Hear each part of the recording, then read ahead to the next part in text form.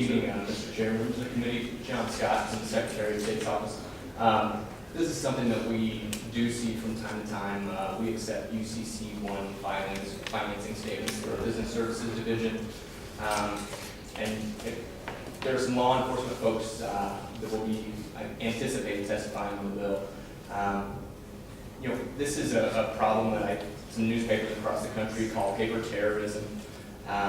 What we see oftentimes is that folks who are part of separatist groups will file retaliatory UCC-1 filings against maybe a law enforcement officer that has pulled them over for a routine traffic stop.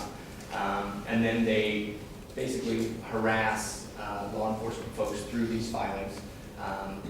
They have to retain counsel and bring quiet title actions, and it can be costly and time consuming. So we wanted to work toward a process that was more expedited for those law enforcement folks, provide them a little more protection, and worked with the Recorders Association on language that they were comfortable with. I appreciate the Senator and happy to answer any questions. Okay, so any questions for Mr. Scott? Thanks for your testimony. Next in favor?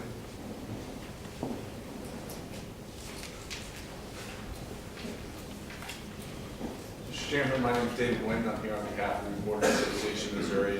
I want to thank the Senate sponsor for bringing this bill forward. It was our pleasure to work with Senator Parson and the other stakeholders on this bill. We do see this occasionally, and it does create a real problem for the people that it happens to. So this gives them an expedited process to go through this out, and also put some penalties on the folks that are doing this, and perhaps they'll think twice about it. Questions for the witness? Thank you very much. Next in favor? George Schlinger with the Missouri Sheriff's Association, bill on record in support. Any questions?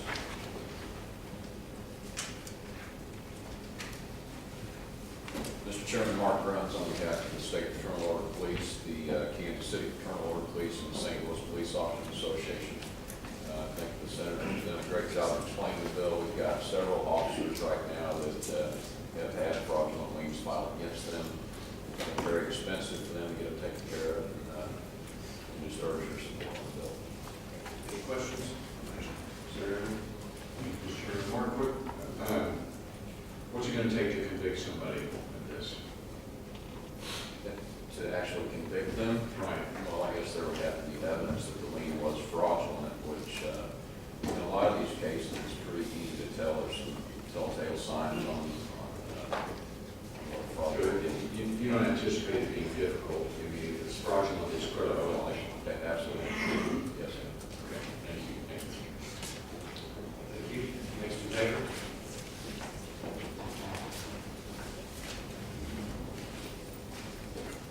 Mr. Chairman, members of the committee, David McCracken, registered lobbyist on behalf of the Missouri Police Chiefs Association. We're also in favor of this legislation. Happy to answer any questions. Thanks very much. All right.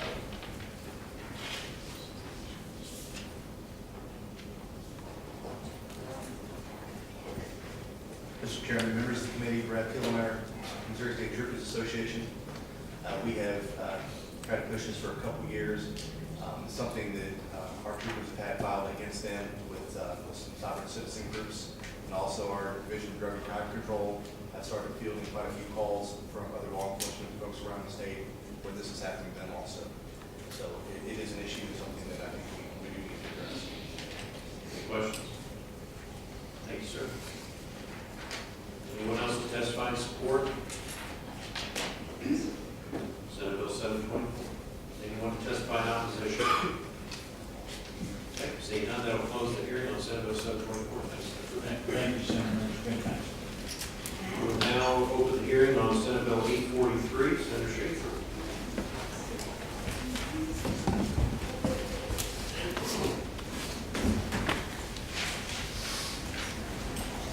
Thank you, Mr. Chairman, members of the committee. For the record, Senator Kurt Schaefer, 9th District, is here to present Senate Bill 843. This is modifications to the Sunshine Law. I do have a Senate committee sub as well. I'll point out the subpoints. Very similar to the bill that we had last year. It makes changes to the Sunshine Law. It adds a definition to the term ministerial, is that term is used in the Sunshine Law. Currently, public bodies must provide notice of meetings to members of the news media who request such notices. This act requires the public body to also provide notice to any member of the public who requests it. Minutes of meetings must reflect a list of subjects discussed in closed meeting, which shall not require disclosure of properly closed records. The act also modifies the provisions regarding the basis for closing a meeting or record. Public disclosure in an open meeting is required for certain legal matters upon final disposition. Such disclosure shall be done orally or in writing and must occur at the next scheduled open meeting of the body or at the resumption of the next scheduled meeting or at the resumption of a recessed open meeting. The act repeals a basis for closing records relating to the state militia or National Guard and adds a provision allowing for closure of deliberations and votes by the Missouri Petroleum Storage Tank Fund concerning the denial of claims for reimbursement and applications to participate in the fund, provided that the disposition of the matter is disclosed. The act also provides that the current basis for closing individually identifiable personnel records shall not apply to the final 5 applicants for top administrative positions in a public body. The identities and qualifications of such finalists must be made available for public inspection 5 days before the final decision by the public governmental body. If a public body closes a meeting, only members of the body, their attorney and staff, assistants, as well as any person necessary to provide information shall be permitted in the meeting. The custodian of records for public bodies encouraged to create and maintain an index, doesn't require it, they're encouraged to, an index of all public records maintained by the body. Currently, if a record contains both exempt and non-exempt material, the public body must separate the material. That's already a requirement. This act provides that the public body must carry out such separation at its own expense. Fees for research time and responding to a sunshine law request shall only include the time spent in locating the subject records and not the time spent reviewing the records to determine if such records are open or closed. My personal opinion is that the law is already very clear on that. The entities are to keep those documents segregated. They generally don't, and then when a request is made, they charge somebody for making a determination of whether something's open or closed. I think that violates the spirit of the current law, but we will clarify that. In actions against the public body for violations of the Sunshine Law, current law requires a person bringing the action to demonstrate that the body is subject to the Sunshine Law and held a closed meeting. The burden is on that person. Then the burden is on the body to demonstrate compliance with the law. This act removes this language and provides that there is a presumption that a meeting, record, or vote is open to the public. The burden is on the body to provide that, to then prove that such meeting, record, or vote may be closed. Currently, a knowing violation of the Sunshine Law subjects the body or member to a civil penalty of up to $1,000. This act removes the term knowing and lessens the fine to $100 for such violations. And the court shall rather than may order the payment of costs and attorney's fees to the party establishing the violation. In determining reasonable attorney's fees, the court must take into account the size of the jurisdiction, annual operating budget, and other sources of revenue.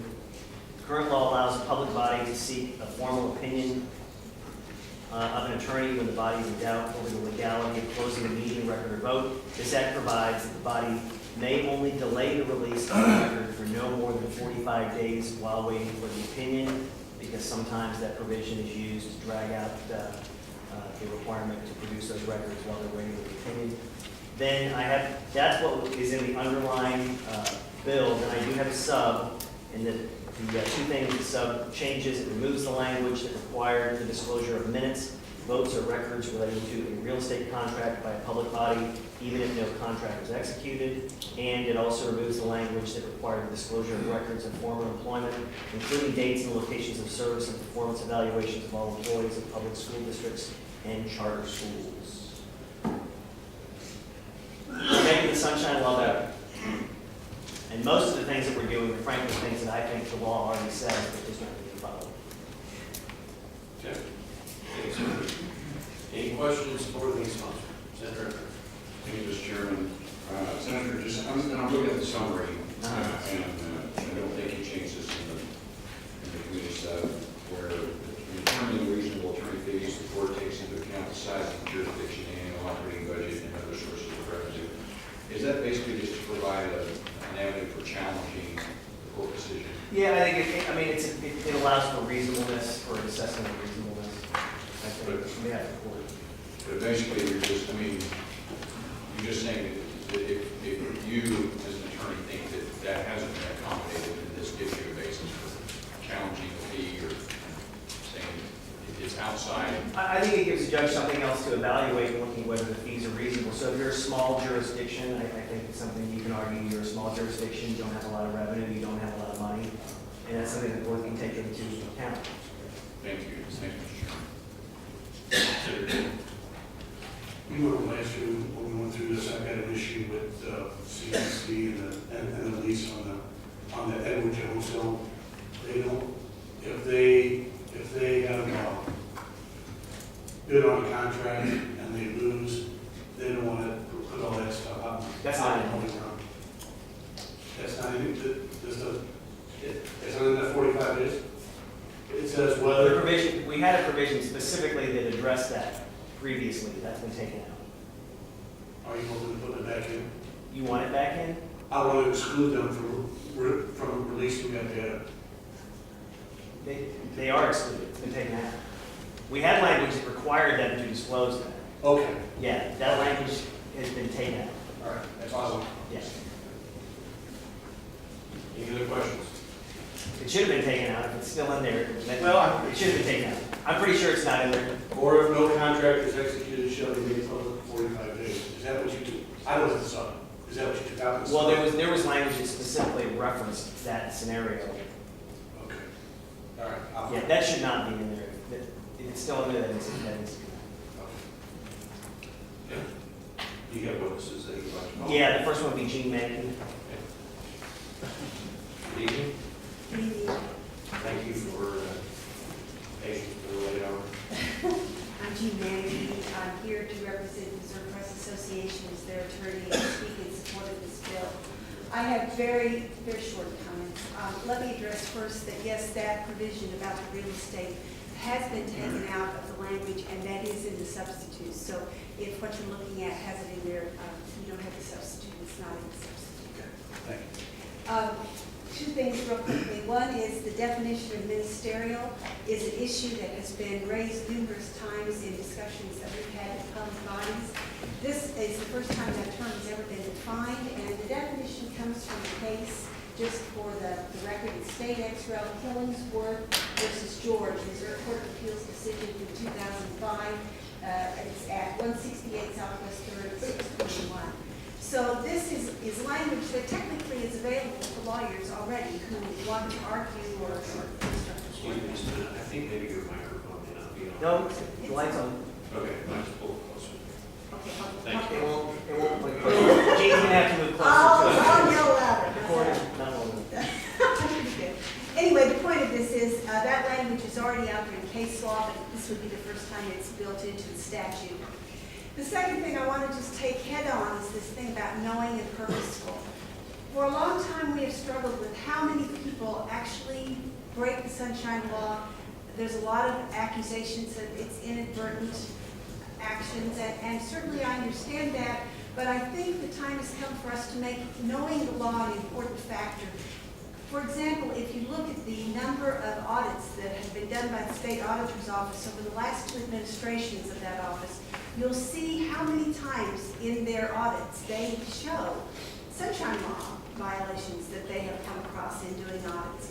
It's a very common situation for public bodies, and I think there just needs to be an emphasis on how we can stop that. And one way to stop that is to make the enforcement of this law no different than many other laws in the state. For instance, state fire inspectors have laws that get broken, state environmental laws get broken, clean water laws, and wastewater treatment laws.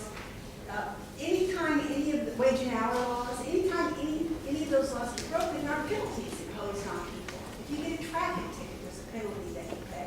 It's a small penalty compared to what the law is today, but it's enough to get your attention and cause you to start paying attention to these kinds of laws. I think it's time that the Sunshine Law is enforced in the very same manner.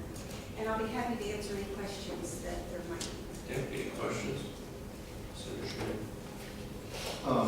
Okay, so I want to ask a question about the ministerial, because I've had a number of cases over the years that were writs of mandamus that obviously touch this, but not in this setting, but as it relates to land use law or approval of plat or those sorts of things. is this, so this definition, I mean, is this I'm just trying to figure out, is this like maybe you could provide some citations, is this like a universally accepted version of that? Because I know that whenever you file a brief, I'll pull a case that relates to that particular, like a city administrator, or a board, not typically a board of, P&Z board that's charged with the duty of, if you meet the qualifications of the plat, you can't say, we don't want the subdivision to go here. That's not their job.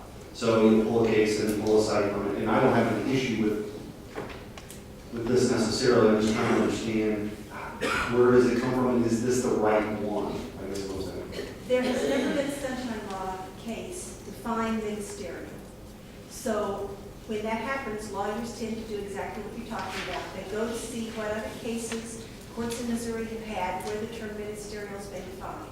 And this is the primary case where that term has been defined. It's not a sunshine law case. But I think any lawyer arguing this in a sunshine law context would go to this case and pull the straight same definition. Is this like the most recent Supreme Court case that deals with the definition, or where did it come from? There is no Supreme Court definition. This is. Well, I mean, in another context, so not in this let's say, the example I gave. We're talking about any context. There is no Supreme Court case definition of the term ministerial in Missouri. This is the most recent and the only term that I can find. Okay, and so then how is this exact phraseology that is together? Is it cool?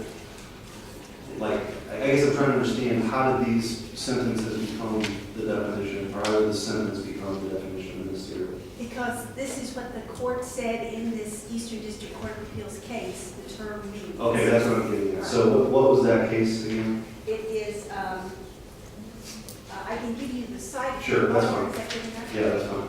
168 Southwest 3rd, 621.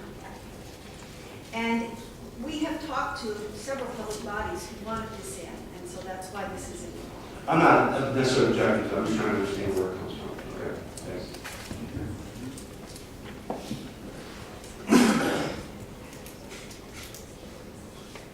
Are there other questions? Excuse me. Okay, thank you very much. Thank you. I would ask you if you could get us a copy of that case that you mentioned. I'll be happy to. We'll distribute that to the- Thank you. We'll make sure that the members can. Senator, do you have something else you'd like to call or just? No, sure, I think he's taking his name. Okay. Anyone else would like to testify in support? Please step right up.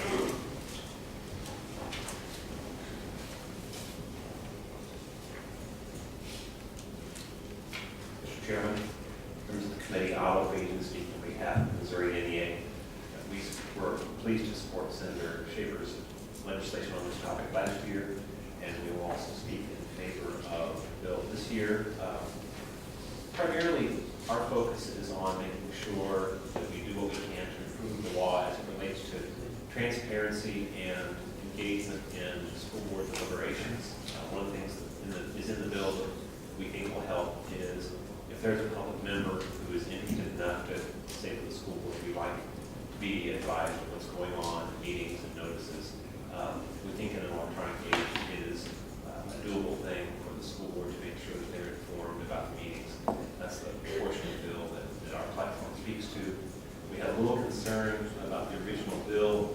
The Sunshine Law has generally said that personally identifiable personnel records would be subject to closure. That's generally been broadly applicable to public employers, and the original bill had some changes there. That's our understanding. The substitute does not include those changes.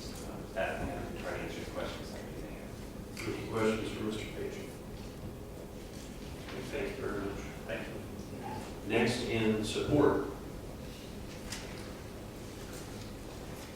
Anyone else to testify in support? Senate Bill 843. Anyone to testify in opposition?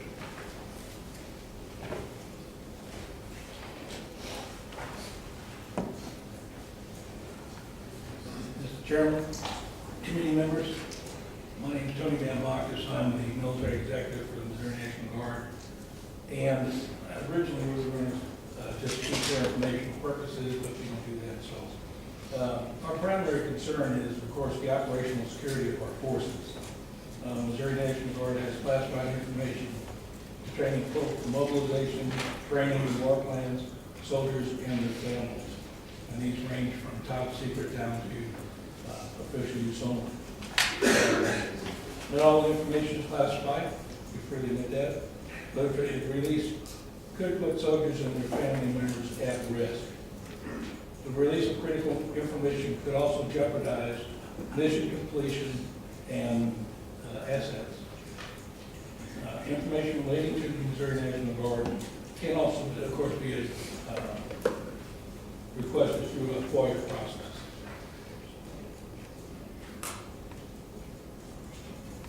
For your questions, sir. Any questions for the witness? Thank you very much. Anyone else here to testify in opposition?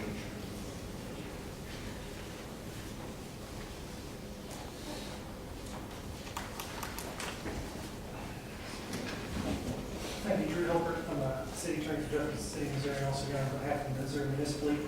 I testified last year against the bill. I think this is better, but I don't think it's quite good enough. And my concern is that it will cause more additional litigation because of some clarity in a couple of bad provisions. Under 620.010.7, it talks about defining subjects, so you have to describe the subject that happened in the closed session. It just makes the term subjects need a bit more clarification. I think that's a decent provision that we'll work on, but I don't think it's quite there yet. Under 610.021, by requiring disclosure at a public meeting, you're going to encourage litigation and discourage settlement. The problem is that if when the city sues companies, they try to keep it in and want to settle.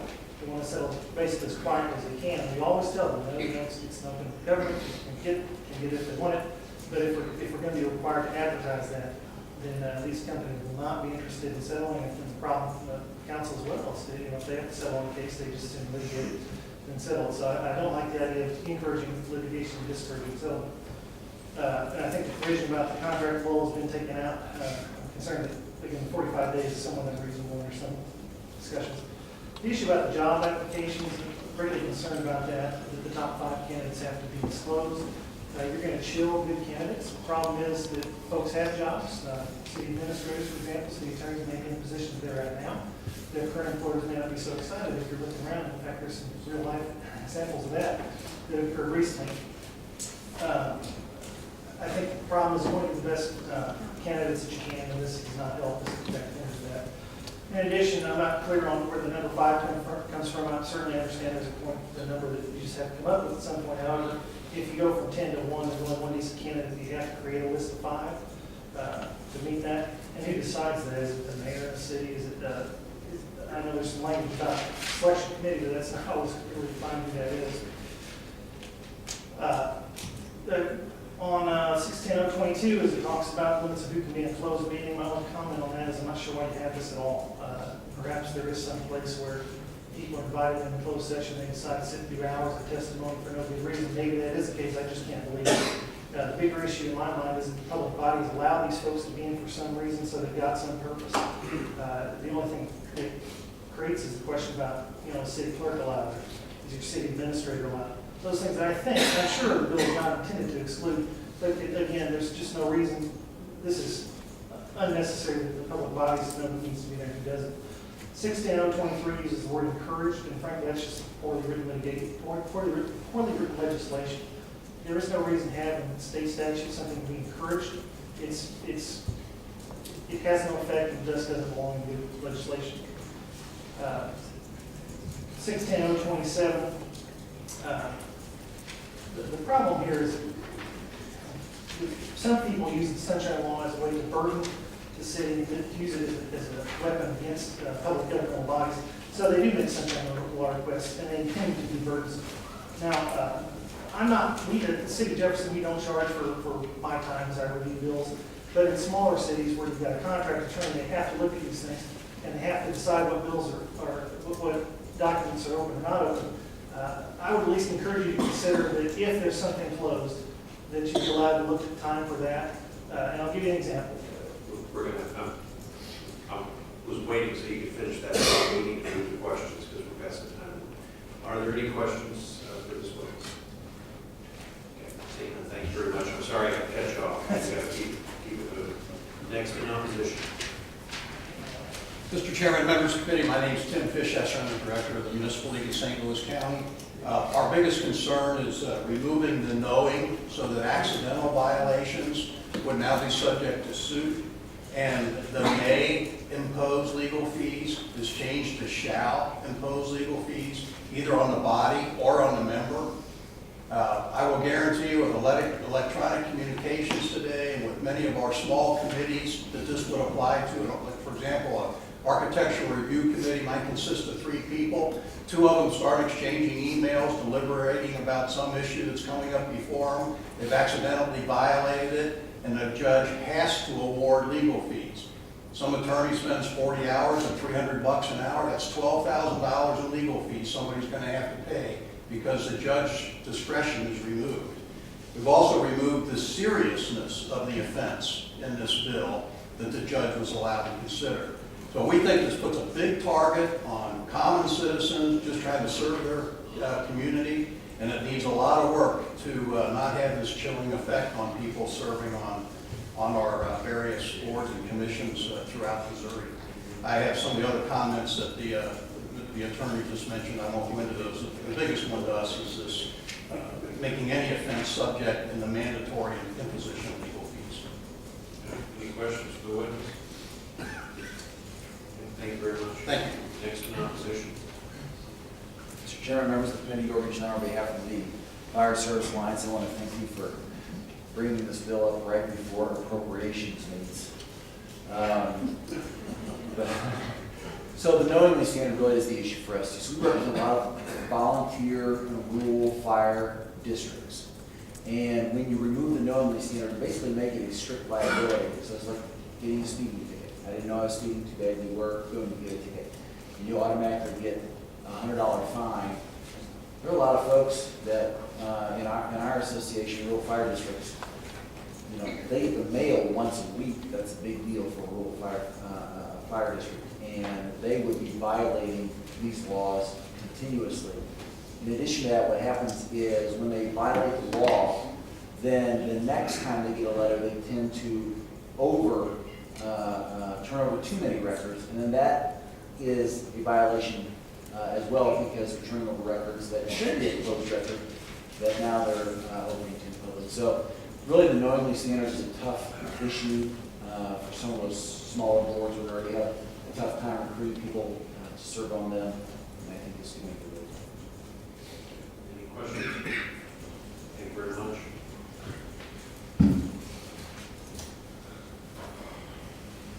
Thank you, Mr. Chairman. For the record, Steve Carroll, registered lobbyist here on behalf of the Melville Fire Protection District. Just want to reiterate what the past 2 witnesses said. We do have concerns about the knowingly, and certainly we have concerns about taking the power away from the trier of fact to appear all the evidence or fines or attorney's fees should be around. Any questions? Thank you.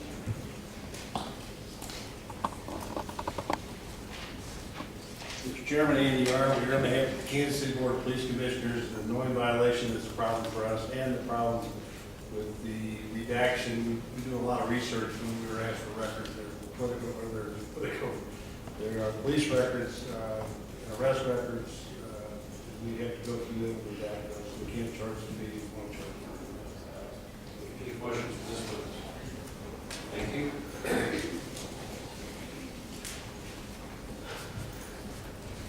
Thank you, Mr. Chairman. Todd Smith, representing Missouri Association of Counties.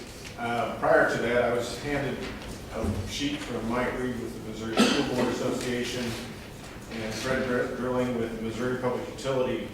They had to leave, so they asked if I represent for them. Knowingly is a big concern for us.